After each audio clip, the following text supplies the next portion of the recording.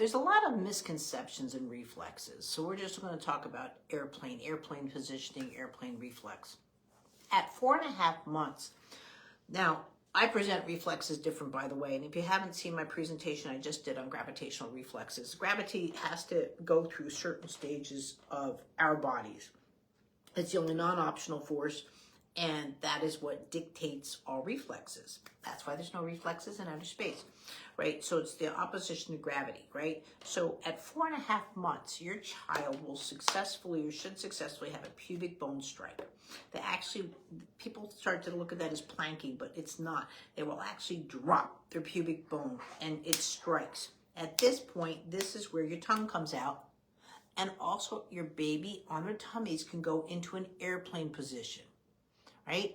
And at the same time, you should be able to take your baby, and this is the first time too that they get the sensation where they can be pushed up against gravity. And again, the same movement is going to come out. Now, I can't do that with my rubber doll because I'm going to get a low tone response. But basically, it's that Simba from the Lion King, you know, that picking up. That should also happen at 4.5 months. Guys, reflexes, they mature, they go on to other things. We don't lose our reflexes. Now, there's a lot of conversations of flight or flight. I can tell you right now, everyone who's in flight or flight reflex has not set up their gravitational reflexes.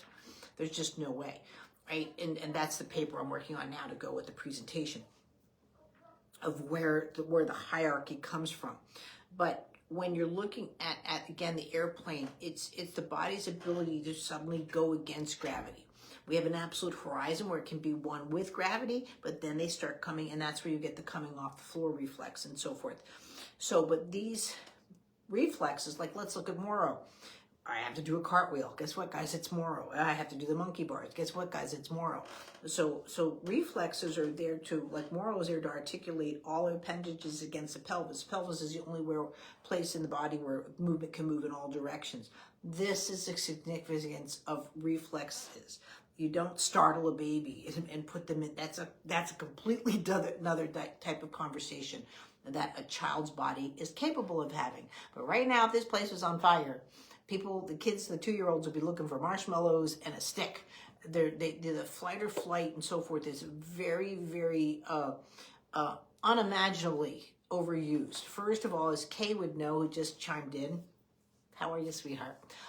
Vision, number one. You don't have good vision, especially functional vision for your peripheral. Let me tell you, you're going to have flight or flight issues because, again, if someone comes out of your peripheral, it's like, whoa, what are they doing here? And you see that a lot, too, in autistic children because they don't have functional peripheral vision. So, again, the whole body has to be assessed. This is why I look for videos. Can't just have a conversation. Right now, if all I did was spend the next year on one reflex, I could fill an encyclopedia of how it affects with a tracheotomy, how it affects with, because that's where, excuse me, someone with experience should be at. They can take any situation and tell you, first of all, how to work on it, why this is causing stress in the body, and what to do about it, either medically and or movement-wise. And again, Kay knows me forever, and that's what I've done with her family. To say that to look at a child that's doing this and, oh, they don't have integrated Moro. You can be climbing that tree for a long time and not get the results that you need. I'm not saying that reflex integration needs to be in there, but integration means that it gets integrated on, it matures on. Just like we don't see a certain way when we're 2 and we forget about it when we're 15. You know, we need these skills. They need to enhance. It's sort of like you can't put all the ingredients into a pot of spaghetti and get a good sauce, you know, like everything gets put in and it stews and has to be brought together. Any kind of cooking's like that. Well, so is our development. So, but if you're looking for something to disappear like airplane, that's not a good thing. You know, like I said, but there's other things you should be looking at. Airplane's not a great judge.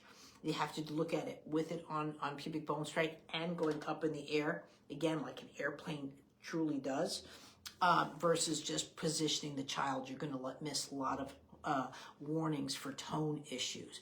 People think, oh, my legs went out straight, they're great. And they don't realize maybe they're looking at early signs of cerebral palsy starting to integrate into the system. And yes, even cerebral palsy, autistic movements, all those kind of movements integrate into the system. It's not necessarily optimal, and that's why you're here, is to get optimal development despite your situation, but that's what you're looking at.